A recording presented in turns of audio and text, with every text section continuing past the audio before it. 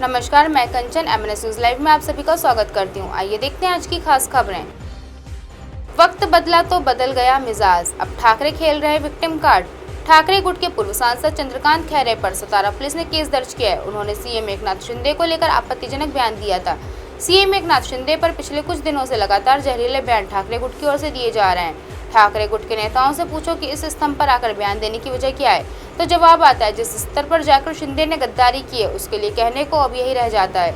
रविवार को ठाकरे गुट के पूर्व सांसद चंद्रकांत खैरे सीएम शिंदे के लिए एक ऐसा ही बयान देकर फंस गए। सुबह बयान दिया और शाम तक सतारा पुलिस ने केस दर्ज कर लिया। उन्होंने कहा था कि अगर आज आनंद दिंगे जिंदा होते तो वे एकनाथ शिंदे को उल्टा लटका दिए होते। यह बयान तो उससे भी ज्यादा खतरनाक है जो केंद्रीय मंत्री नारायण राणे ने महाविकास आघाड़ी की सरकार के वक्त तत्कालीन सीएम उद्धव ठाकरे के लिए कहे थे। उन्होंने कहा था कि मैं वहां होता तो उद्धव के कान के नीचे लगाता। यहाँ तो खैरे के खिलाफ सिर्फ केस ही दर्ज हुआ है। सवाल यह नहीं है कि वहाँ गलत हुआ। सवाल यह है कि जब दूसरों का कहा बर्दाश्त नहीं होता तो दूसरों को कहने के लिए आप आज़ाद नहीं, कैद उनको हुई तो आपको भी होनी चाहिए। दिघे जिंदा होते तो शिंदे को उल्टा लटका देते, बोले और फंसे। शिंदे गुट के राजेंद्र जंजाल ने शिकायत की और उनकी शिकायत पर चंद्रकांत खैरे के खिलाफ केस दर्ज हो गया।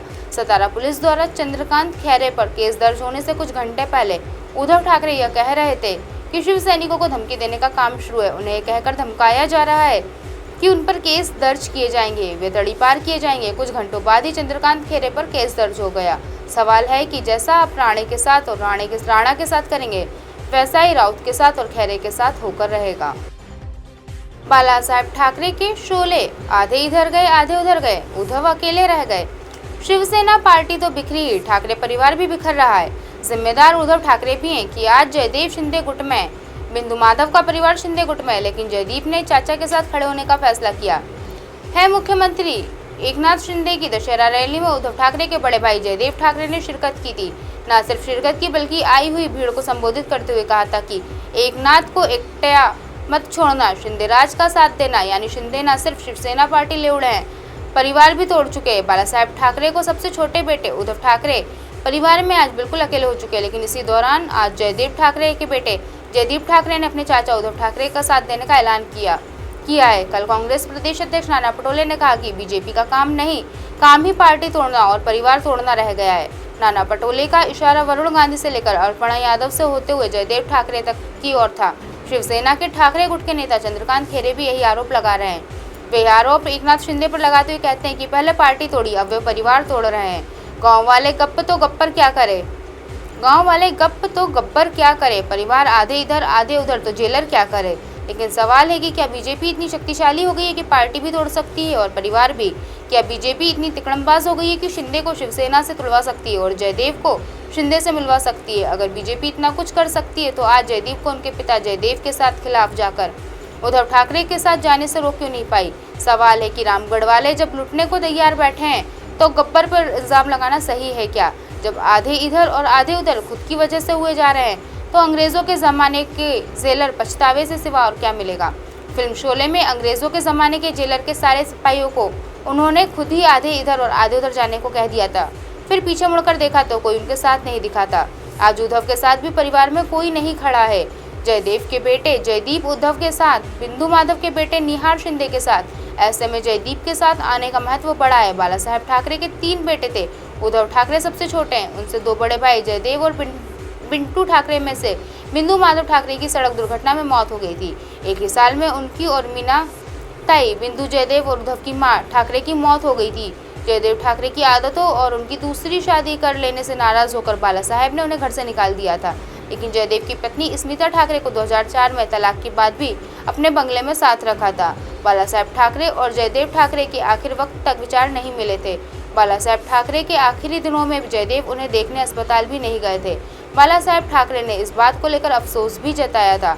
अगर जयदेव ठाकरे की पहली पत्नी स्मिता ठाकरे की बात करें तो जयदेव ठाकरे से तलाक के बाद उनका ससुर बाला साहेब से अच्छा संबंध कायम रहा। लेकिन जब वे बूढ़े होने लगे और शिवसेना में उद्धव की पूंछ बढ़ने लगी तो एक वक्त ऐसा आया कि वो कांग्रेस में शामिल होने वाली थी। बाला साहेब की मौत के बाद तो उन्होंने मातोश्री ही छोड़ना पड़ा था। लेकिन 2 दिनों पहले स्मिता ठाकरे भी शिंदे की दशहरा रैली में दिखाई दी थी। बिंदु माधव ठाकरे के बेटे निहार ठाकरे पी शिंदे की दशहरा रैली में दिखे थे। दोहराया जा रहा इतिहास, जयदेव बाला साहब के खिलाफ, जयदीप उनके खिलाफ, यानी इतिहास दोहराया जा रहा है। जयदेव ठाकरे के अपने पिता बाला साहब ठाकरे से विचार नहीं मिले।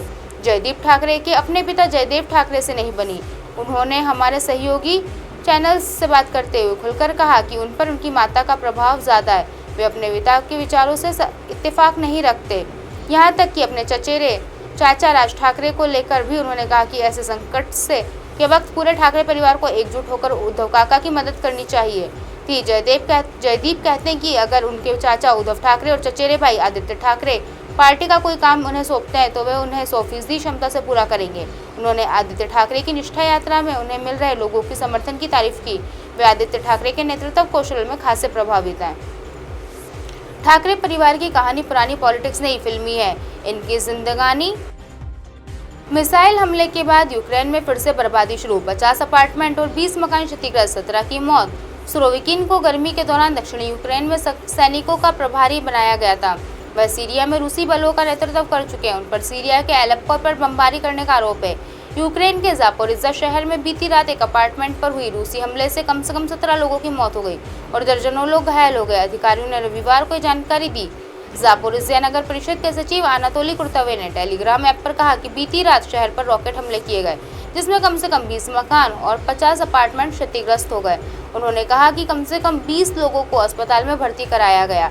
यूक्रेन की सेना ने भी हमले की पुष्टि करते हुए बताया कि इनमें दर्जनों लोग हताहत हुए। हमले का शिकार हुई एक इमारत में रहने वाली तेतायाना लुजोनको और उनके पति ओलुस को हमले की चेतावनी देते सायरन की आवाज़ सुनते ही अपार्टमेंट के ऊपरी तल पर जाकर छुप गए। हालांकि विस्फोट में उनकी जान चली गई, जान तो बच गई, लेकिन खौफ अभी भी बाकी है। अब आप हमारे चैनल को आपके मोबाइल पर भी देख सकते हैं। मोबाइल ऐप पर देखने के लिए प्ले स्टोर से MNS news TV app download करें। इंस्टा लिंक, ट्विटर, हाईकुक, फेसबुक और कई सोशल मीडिया के प्लेटफॉर्म पर हमारा चैनल उपलब्ध है। आप इसे यूट्यूब पर भी देख सकते हैं www.MNS न्यूज़ TV पर। फिलहाल वक्त हो चला है दर्शकों ब्रेक का। ब्रेक से लौटने के बाद देखिए देश दुनिया की तमाम खबरें। बने रहिए MNS न्यूज़ पर। नमस्कार।